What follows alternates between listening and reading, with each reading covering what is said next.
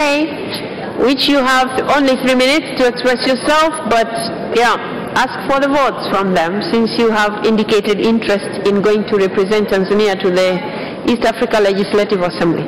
Please. Thank you very much, Right Honorable Speaker, for giving me the opportunity to address this August House and request for my votes. Right Honorable Speaker, I'd like to request your indulgence just for a few seconds to greet the August House in Kiswahili. And the greeting is to greet the honorable members of this August House. Shikamoni, waheshimiwa wabunge. Shikamoni. Mheshimiwa waziri mkuu, shikamoni. Thank you very much, Right Honorable Speaker. Having said that, Madam Speaker,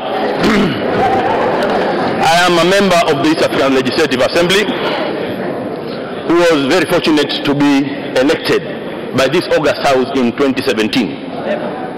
So coming here for the second time is an opportunity to me, a privilege which many people did not receive, Madam Speaker.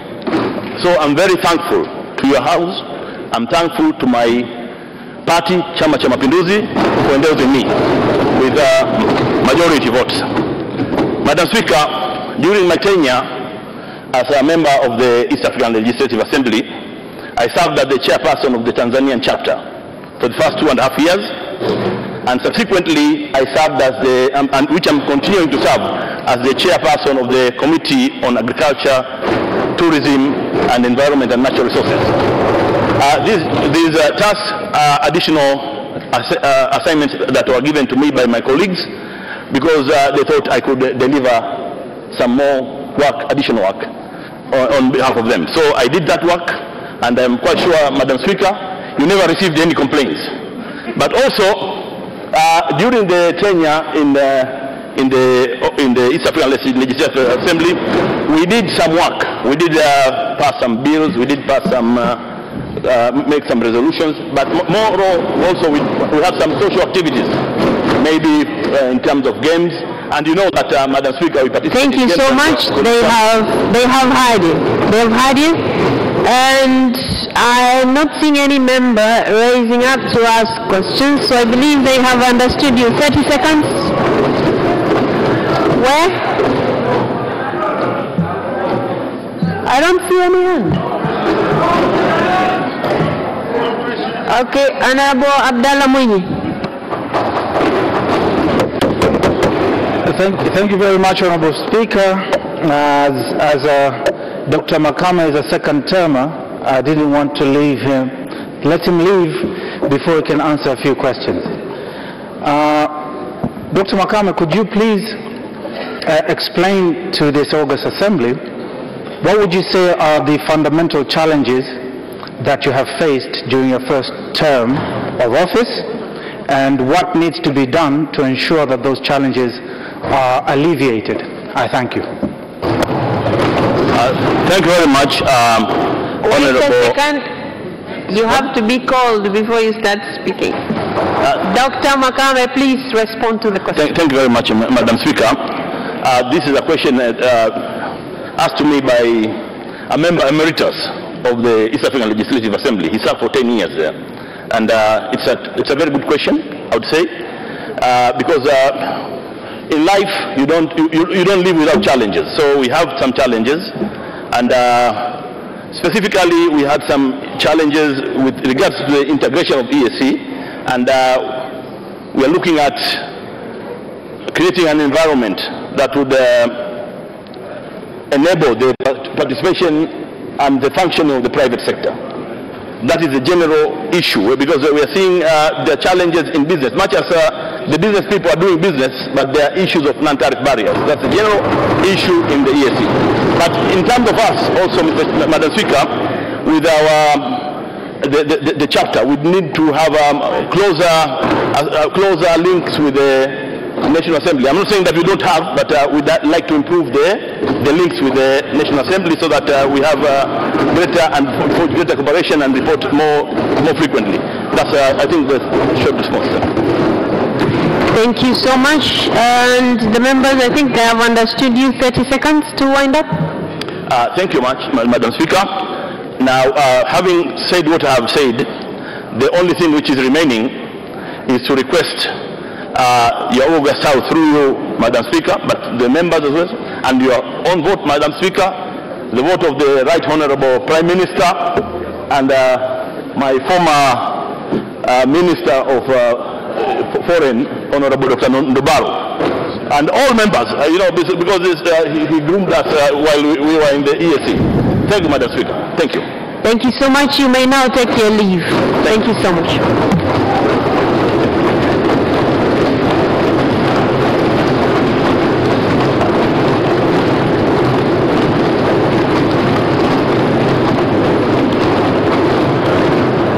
Katibu anayefuata. Ndugu Machano Ali Machano.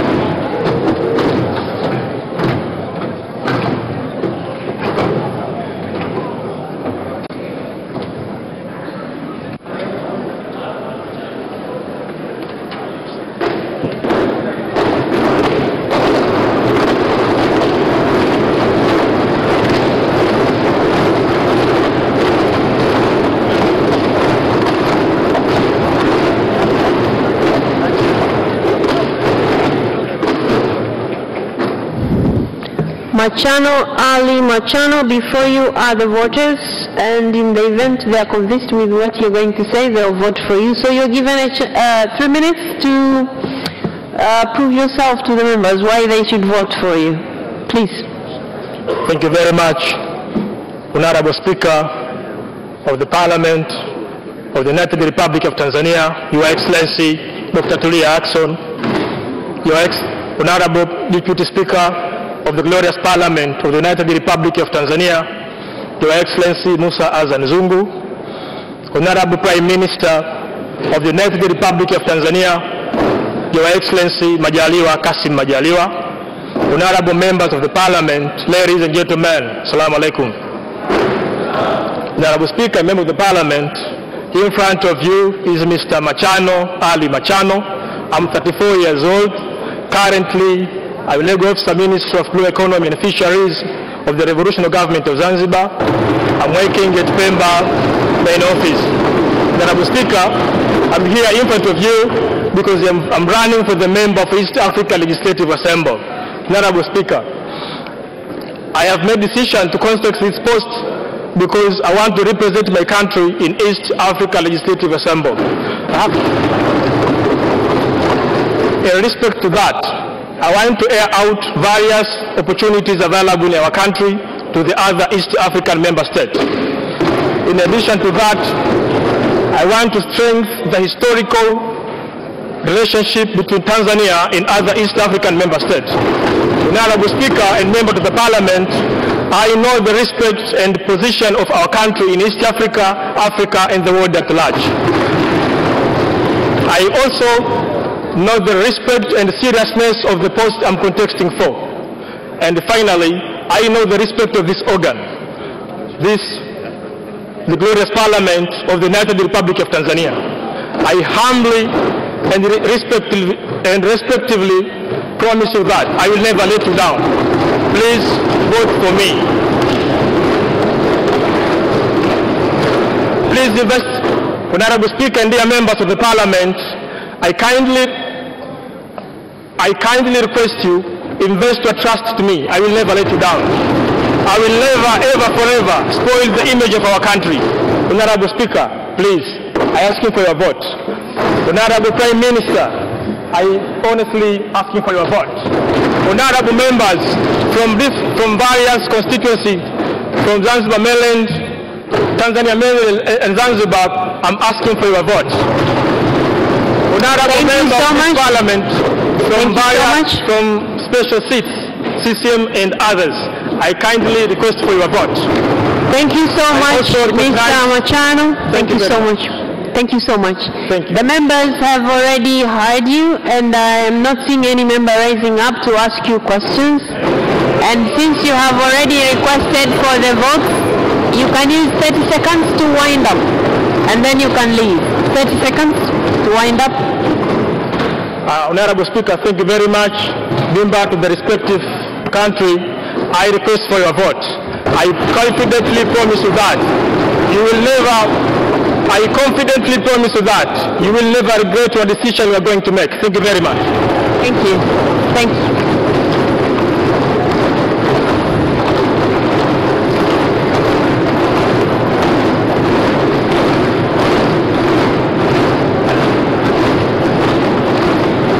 Katibu anayefuata, ndugu Anderson Ndambo.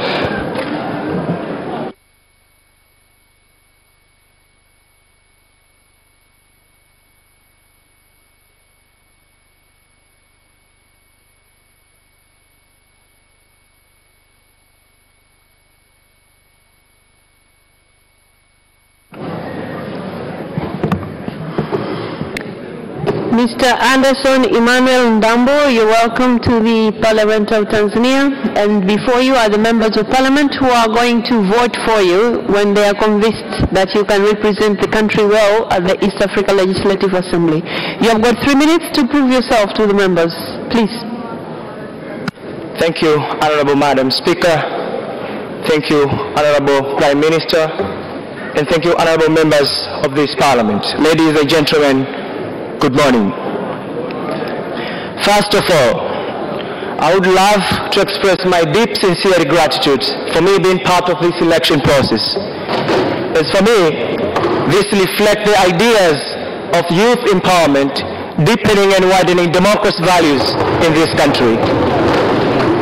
Honorable members, tracing back the history of East African community since 1948 until 2000, when the current East African community was re-established, through its falls and rise, there is one great lesson we got, that economy was the major primary reason for the establishment of East African community, and probably most in the rest of the regional integration around the world. And this is because, members, most countries, especially in Africa, have been struggling to overcome the challenges of small market, lack of technology, scarcity of resources, and probably in the modern world, the new trend of international aid which prefer mostly the regional development project instead of individual state development projects. Meanwhile, members, East African population has been projected by International Monetary Organization to reach to 592 million of people by 2050. That means 25% of the entire African population will be dwelling in East Africa.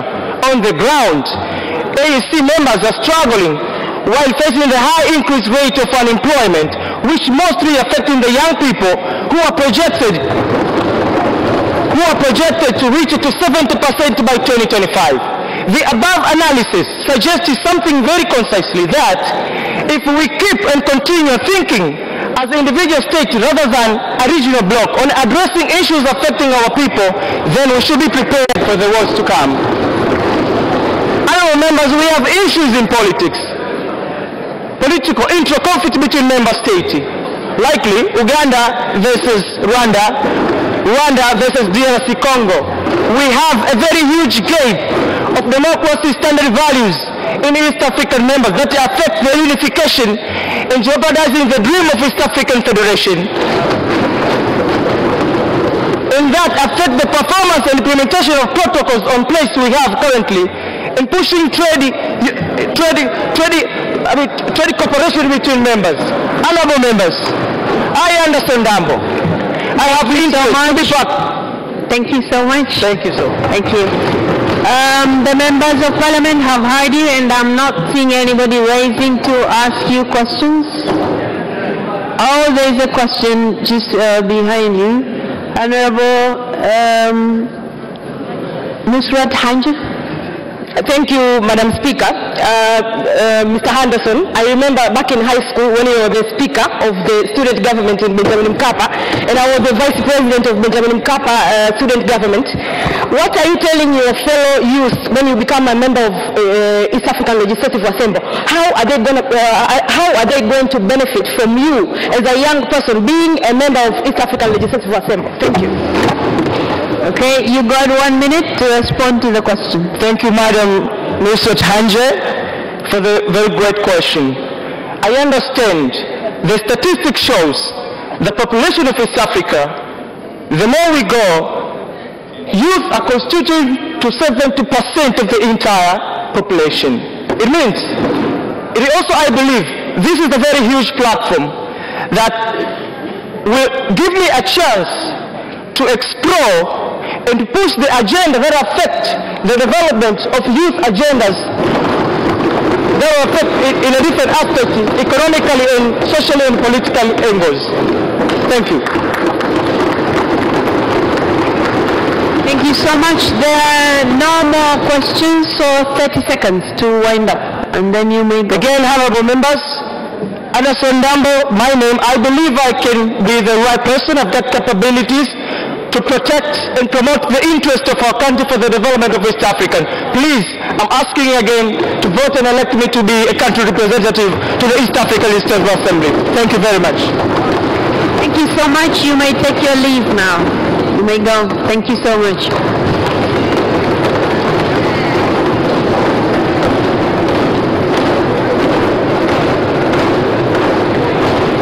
Katibu anayefuata, ndugu Husna Mohamed Abdalla. Husna Mohamed Abdalla.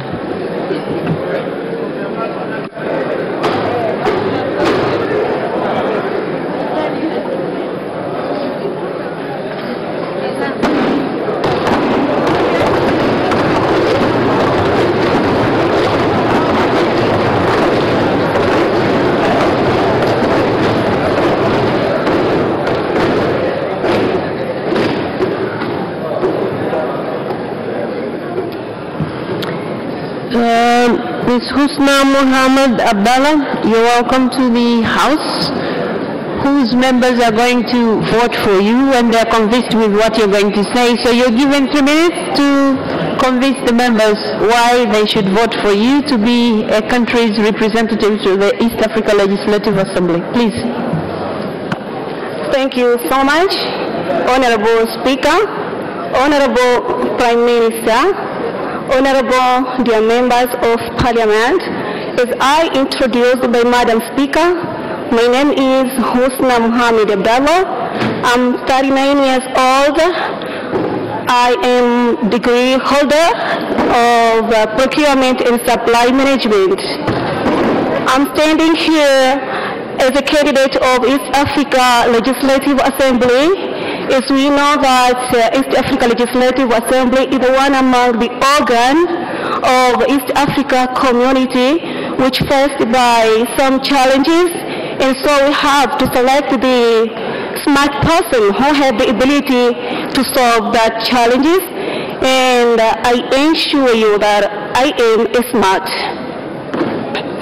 Honorable Speaker,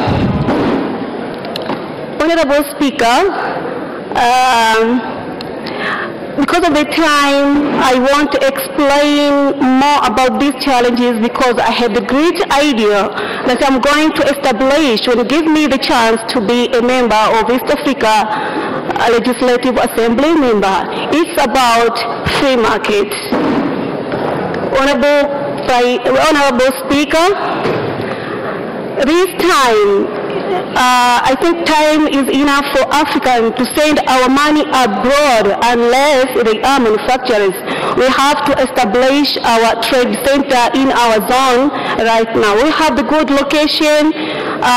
Unlike West Africa, East Africa can receive directly from manufacturers. So we have good location. We have the port. We have the opportunity to control the business within all Central Africa countries and East Africa countries and almost of the countries among a whole Africa continent. Thank you so much, Husna. Thank you. The members of Parliament have heard you, and I'm not seeing anybody raising to ask you questions. So you got 30 seconds to wind up, and then you can leave. You're given 30 seconds to wind up, and then you can go. Thank you so much. I'm asking you kindly your vote for Husna Mohamed Abdalla. Thank you. And thank you so much. You may now go. Thank you.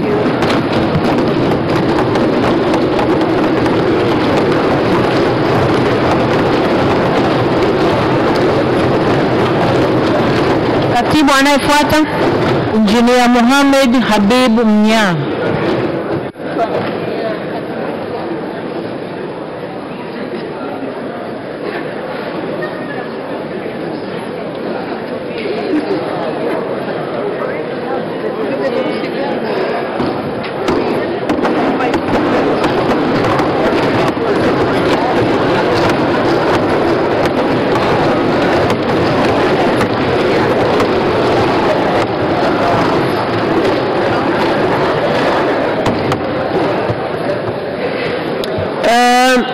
Mohamed Habib Mnyaa, you're welcome to the Parliament of the United Republic of Tanzania.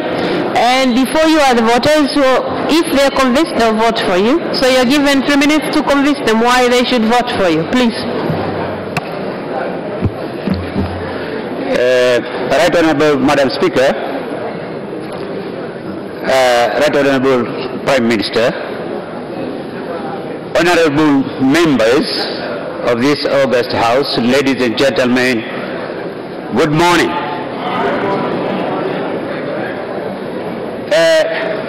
My name is Engineer Mnyaa. At the moment, I'm a member of IALA 4, who is completing my tenure by 17th December this year. I stand before here humbly to ask for your vote. I'm contesting for the second time for the two main reasons. One, that if you elect to be there for the second time, I'll be increasing the institutional memory from the members of United Republic. But secondly, in this integration, the two remaining pillars are very tough ones, which are the monetary union and political federation. From my experience, we really need political tolerance and experience for these two remaining pillars. I therefore requesting your vote in order that I can be the one of the members from United Republic. Honorable Madam Speaker, the system which has been introduced this time of being allocated with the group of ruling party somehow is a new one. I would like to declare openly that if the voting arrangement is interfering with my colleague of Zanzibar vote of CCM, don't vote for me. But if the voting arrangement is enabling us or enabling you that the one slot given to the opposition, then please vote for me. Honorable Madam Speaker, I wish to join IALA 5 in order that I'll be among the one who will be helping the United Republic, because really in order to save the treaty. Thank you so much. The members of Parliament have heard you. Thank you so much. And I'm not seeing any member of Parliament raising up to ask questions. Okay, there's one. There are actually two questions. So we will start with Professor Sospita Mhongo. Good morning, Candidate Mnyaa. You are one of the senior members of Parliament in the community. The world is creeping into recession. How would you use the African community as one of the economic vehicles to take Tanzania out of this untold economic recession? Thank you. Thank you very much, Honorable. Wait a second. You wait until you're called. That's when you start responding. So, Mnyaa, please respond to the question. Thank you. if I understood very well your question, that in Iyala, there is this EPA, we have this tripartite, whereby all economic issues are under special discussion in cooperation with all members of partner states. So what we will agree, that will be for the benefit of Tanzania. At the moment, only Rwanda and Kenya have signed, but still there are some problems in order that we can sign all of us, all partner states, and then that we can benefit from EU. Thank you so much. There is a second question from Honorable Emmanuel Mwakasaka. Thank you, Madam Speaker, for giving me this opportunity to ask Honorable Engineer Mohamed Nya. One of the key elements to convince someone to vote for you is public relations. In this aspect, since you have been elected last time, can you convince any of these public relations concerning how you have achieved in your work, convincing us so that we can give you another chance to present us in ERA? Okay, yeah, you're given a chance to respond. 1 minute. Yeah, if I understood him very well, the public relations is one of the issues as members of EALA, but also under collaboration of our foreign affairs. So we normally do things in a teamwork. So the whole teamwork of Tanzania, if there is something which needs to be done, we normally convince each other, we discuss together, and then we go for what we have agreed upon. Thank you so much. That was the... There's another question from Honorable Joseph Kashek Musukuma.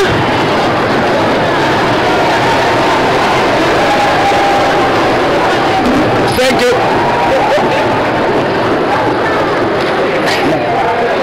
Thank you, Madam Speaker, for giving me this chance. Mr. Mnya, I want to ask you one question. Where are you? What did you do? What did you do for the last 5 years?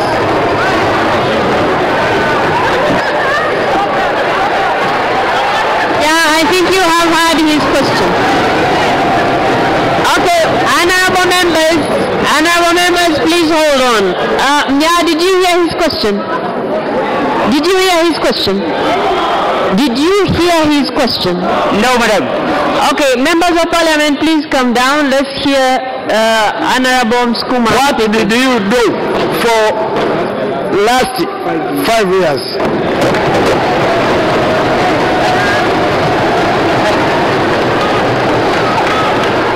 Okay, so okay, I'll help you. He's asking, what did you do for the past 5 years? That's his question.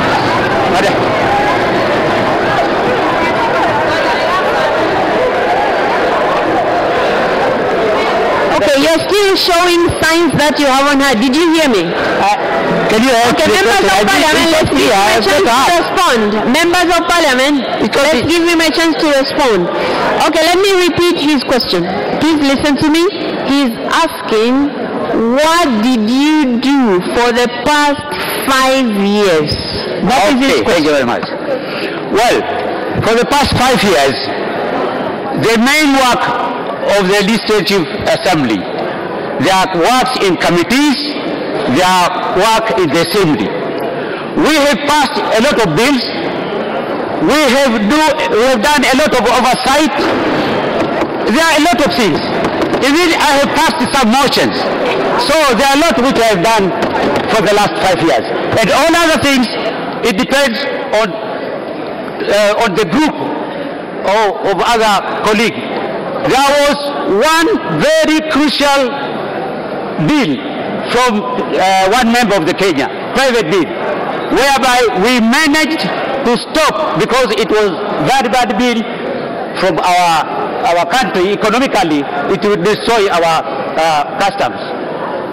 So one of the things which we denied together, those are the things which we did. Okay, thank you so much. There are no more questions. Now you're given 30 seconds to wind up. Then you may leave. Thank you, Madam Speaker. I'm standing before here humbly to ask for a vote. But I'm repeating again, if those votes are interfering with my colleague vote of Sisi and Zanzibar, don't vote for me. But if those votes are enabling you to vote for the one slot of opposition, please vote for me. I thank you very much. Thank you so much. You may take your leave now. Katibu, waheshimiwa bunge, tunaelekea kundi la tatu. Kundi la wagombea wa vyama vya walio wachache bungeni. Na hapa tunao watatu. Katibu. Ndugu Ado Shaibu Ado.